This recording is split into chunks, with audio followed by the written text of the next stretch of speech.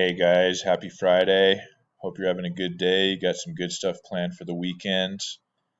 Sorry I haven't been there this week, but like I had said, I'm kind of doing the dad thing. My youngest daughter has the flu. There's a bunch of flu going around, so make sure you guys are being safe and washing your hands and all that good stuff.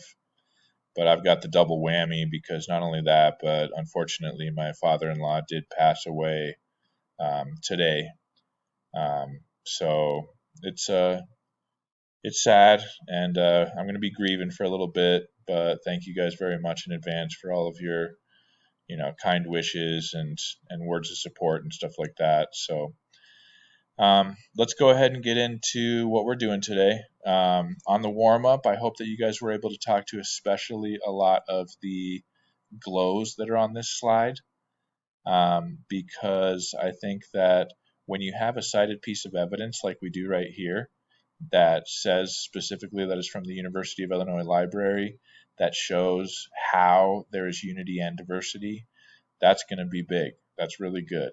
We also have an image that kind of goes into what is being explained on here. So anytime you can bring those visuals in, especially so we know what the visual is, what it is, so we know that this is the current president, where this person got the image, which is Wikipedia. Um, I would say to be able to continue with that cited quotation. So we do have one right here, but I want to hear your input. So over here we've got the reasoning. Don't have any reasoning over there. So that's one thing you could put down as a grow. I like how they synthesized right here, but we need to have a couple pieces of quoted evidence. So anytime that you can have that combo, that's a great combo. Cited piece of evidence with an explanation of your own words of how is it important? Why are you telling me this? So great, a great example of both sides. Of we've got a couple grows in there, but mainly a lot of glows with this slide. Okay, for today, you know that we're going to be comparing and contrasting historical errors with current events. We do have a new meme here, courtesy of Foster. I'm citing myself. The power of the Venn diagram. I really love those Venns.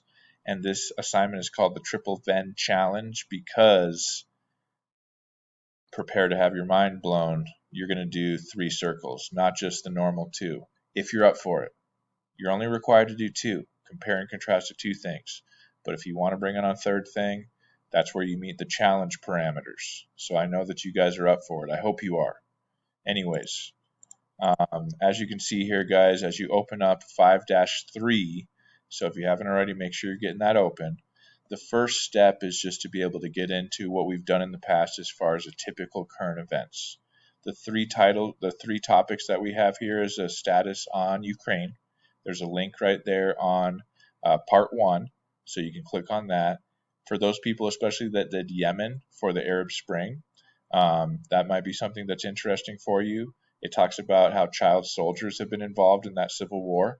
And then we've got some developments from China that might be interesting for some of you guys as far as there's some major COVID quarantine and there's some major COVID stuff going on still in China.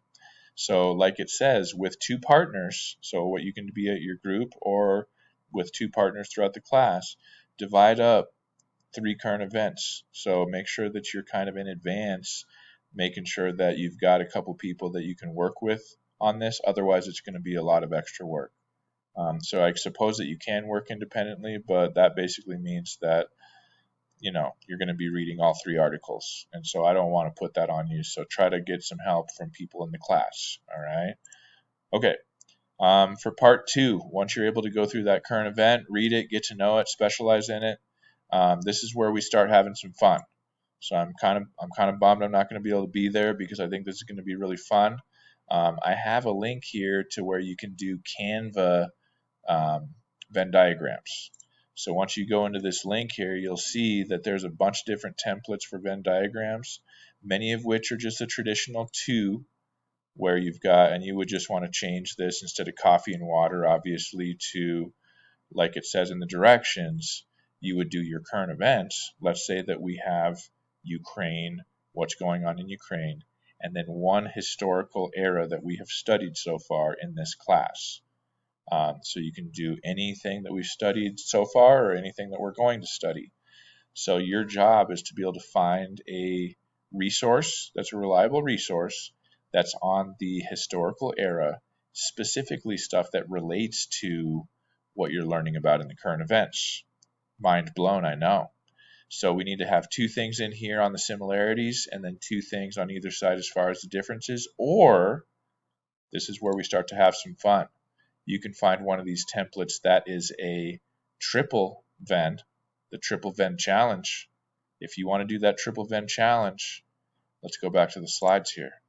On the triple Venn challenge, include two different historical eras on a triple Venn diagram from Canva or using jots, but the real fun is going to be in that Venn diagram.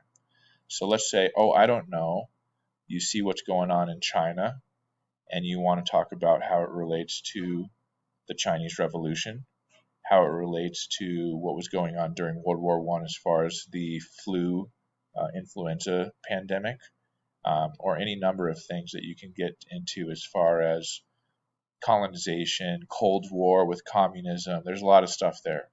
Ukraine, we've already talked about a lot of the stuff. Yemen and child labor, obviously with industrial revolution and child labor, and then Yemen. So there's a lot of stuff. A lot of you guys are probably smarter than me, so I'm going to leave it up to you as far as the direction that you go. The triple Venn challenge is optional. The double Venn is required. Speaking of optional and required, guys, this is part 3. This is where you get back together with your partners.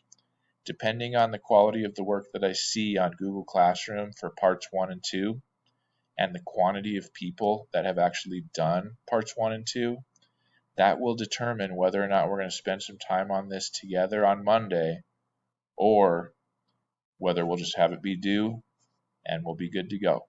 So please make sure, if you want a little bit of time on Monday to be able to work on this part 3, that you are getting parts 1 and 2 solid. And that also means that some people are stepping up to do that triple Venn challenge.